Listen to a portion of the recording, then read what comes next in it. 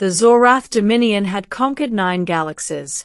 Their fleets were the hammer of the stars, their armies the storm that swallowed civilizations whole. To them, humanity was nothing, an upstart, fragile species clinging to a single blue world. General Vraoch Thul, supreme conqueror of the Dominion, stood on the obsidian deck of his flagship Craxulan. His mandibles clicked in amusement as he watched intercepted human broadcasts. He found humans entertaining, emotional, irrational, weak, and yet defiant. Open channel, Vraoch ordered.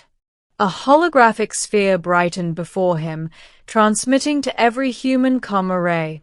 Earth's leaders scrambled to respond, but Vraoch spoke first, his voice a thunderous growl that echoed across the void. Humans, your cowardice precedes you. Send your armies. Send your fleets. Show us your strength, if you have any. He paused, savoring the silence. Or perhaps you will do what you do best, and hide. The transmission cut. And Earth burned with outrage. Governments convened emergency councils. Military strategists pounded tables. Citizens demanded answers, revenge, and justice. But amid the panic and fury, one message overshadowed all others. We challenge you. Send your strongest soldier. Earth's reply shocked the galactic community. They were sending only one soldier. The Dominion roared with laughter across thousands of worlds. One soldier? Against trillions? But Earth did not laugh. Because humanity knew something the Dominion didn't. They weren't sending a soldier in the traditional sense. They were sending Project Apex. The arrival. The meeting point was the barren moon of XYR. No atmosphere. No terrain. No life. The Dominion assembled an audience, thousands of warlords, champions, and elite guardians. The moon shook from the landing of Titanic carriers. This was to be a spectacle, a humiliation, a message to every species watching. General Vraoch stood at the center of a massive arena carved into the moon's rocky surface. He waited. Then, a tiny ripple in space flickered. A small human shuttle descended, barely large enough to carry more than 3 people. Its landing gear touched the ground with a soft whisper. A single figure stepped out. A human. Height, 5 feet 10 inches. Unarmored. No weapons visible. Calm. The arena erupted in mocking laughter. General Vraoch's mandibles clicked in amusement. Is this it? Your chosen warrior. The man lifted his chin slightly. My name is Elias Ward, he said. Designation, Apex 1. The Dominion warriors jeered. The title meant nothing to them. But they were about to understand. The first test. A 10-foot Dominion brute charged Elias, intending to end the match with a single crushing blow. He never touched him. Elias stepped aside, so fast the watchers saw only a blur, and gently tapped the brute on the back of the neck. The warrior collapsed instantly, unconscious. The crowd went silent. General Vraoch narrowed his eyes. Begin, he growled. A squad of elite assassins rushed in. Elias did not move for a full second. Then, movement. A hurricane of motion.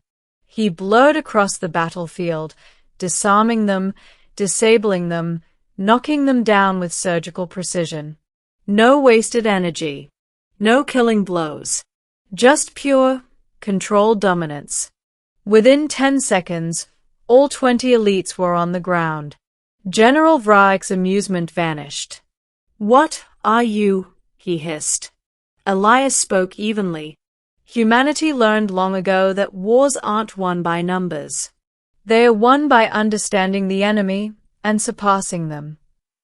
The secret of Apex. Elias Ward wasn't enhanced by cybernetics. He wasn't genetically modified.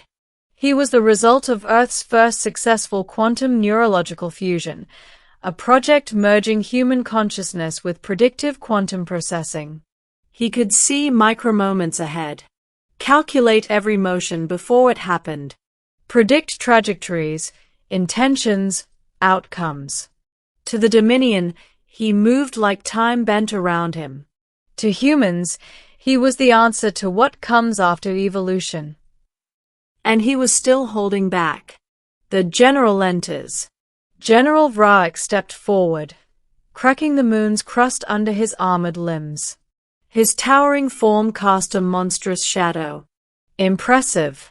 But tricks and speed will not save you from me. He activated his gravity-distorting gauntlets. Energy rippled outward, crushing boulders into dust. Elias stood his ground. Vraik charged. The impact was like a meteor strike. Dust clouds blasted outward. The moon quaked. Observers shielded their eyes, certain the human had been obliterated. But when the dust settled, Elias held the general's gauntlet in one hand. Perfectly still. General Vraik's eyes widened. Elias spoke calmly. You think humans are cowards. But you misunderstand us. We avoid war because we understand the cost of it. But when forced, his eyes glowed faintly with blue quantum light. We become something else. He twisted. The shockwave hurled the general across the arena. The turning point. Furious, Vraik unleashed everything. Plasma cannons. Graviton hammers. Psionic disruption fields. Elias dodged through them like a dancer moving through raindrops. His feet never stumbled. His breathing never changed. Every attack missed by fractions of inches, because he knew where each would land before it was launched. The Watchers realized this was no ordinary human. This was something terrifying. And then Elias finally attacked. One strike. A palm to the chest. The strongest Dominion general in history collapsed to one knee, gasping. Elias stepped closer, voice steady. You called humans cowards. But courage is in the absence of fear. He placed 2 fingers gently on the general's forehead. It's standing your ground when every instinct screams at you to run. Light pulsed. General Vraik fell unconscious. The arena froze. A single human had defeated the galaxy's most feared warlord, without killing a single opponent. The message to the stars. Elias turned toward the thousands watching. This is humanity's answer, he said, voice amplified across star systems. We don't seek conquest. We don't seek war. But we will not be threatened. We will not be belittled. And we will not kneel. He pointed at the Dominion fleet overhead. If you wish for peace, lay down your weapons. If you wish for war. His eyes glowed like twin stars. Then know that humanity does not fear you. The aftermath. The Dominion hierarchy fractured within hours. Warlords questioned their strength. Armies hesitated. Entire species reconsidered whether humans were truly the weaklings they had mocked for centuries. General Vraik eventually awakened, not with anger, but with respect. He kneeled before Elias.